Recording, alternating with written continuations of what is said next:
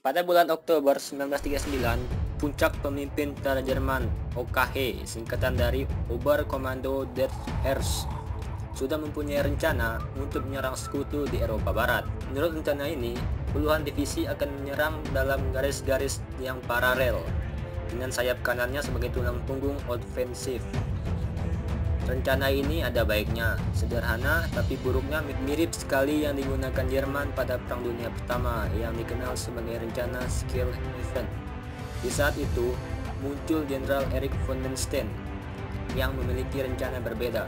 Manstein berencana menerobos pertahanan musuh di wilayah pegunungan Ardennes, karena menurutnya musuh tidak akan menduga suatu ofensif Jerman melalui wilayah pegunungan itu.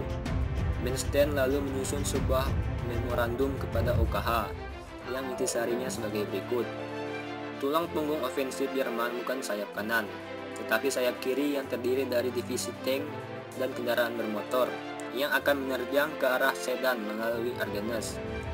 Rencana itu lalu dikirim ke OKH, tetapi jenderal-jenderal lembaga ini tidak meneruskannya kepada Hitler. Pada bulan Januari 1940, sebuah pesawat Jerman terpaksa mendarat karena cuaca buruk, mendarat di wilayah Belgia. Dalam pesawat itu terdapat sebagian dari perintah operasi dari Armada Udara Pertama yang tidak sempat dimusnahkan sehingga jatuh ke tangan pemerintah Belgia, lalu diteruskan kepada Inggris, Prancis. Bocornya rencana ini membuat Hitler mengubah rencananya. Ia pun lebih bersedia untuk menerima usul-usul Manstein. Hitler setuju, dan rencana Manstein akan dilakukan pada tanggal 10 Mei 1940. Pada 10 Mei 1940, bom-bom Jerman dijatuhkan pada sasaran-sasaran di Belanda dan Belgia. Belanda sengaja menimbulkan banjir di sebagian wilayahnya untuk menahan kemajuan Jerman. Tetapi, Jerman menyudutkan pasukan payung di belakang wilayah yang tergenang air itu. Kota Rotterdam dibom sampai hancur oleh Luftwaffe.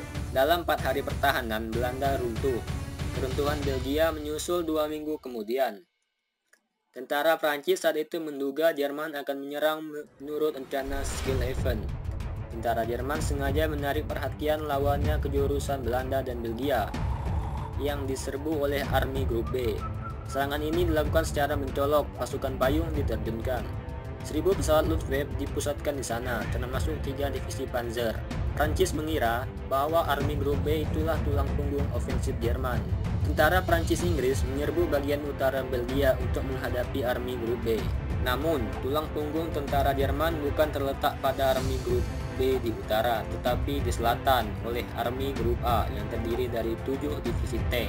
Tidak diduga oleh Prancis, penyerbuan ratusan tank ini di bawah pimpinan Jenderal Hans Guderian. Setelah penyeberangan sungai Maas dekat Sedan, lalu tiba di tanah datar, secepat kilat mengelilingilah tank-tank itu ke arah barat. Hanya dalam beberapa hari, Guderian sampai di Port Calais di pantai Samudra Atlantik.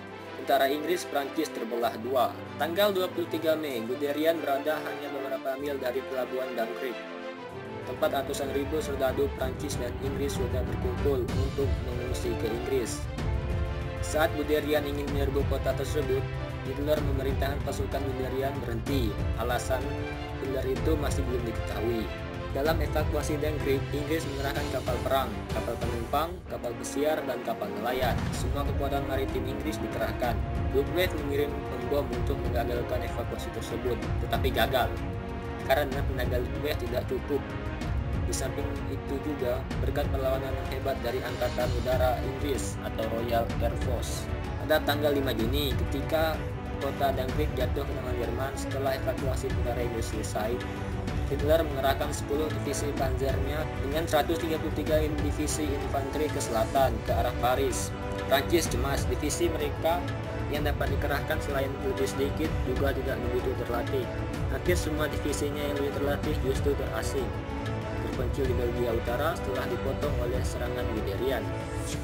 Meskipun beberapa bagian Prancis memberikan perlawanan yang baik, tetapi banjir panzer Jerman tak tertahankan. Tanggal 10 Juni, pemerintahan Prancis meninggalkan Paris. 4 hari kemudian, Paris jatuh tanpa perlawanan.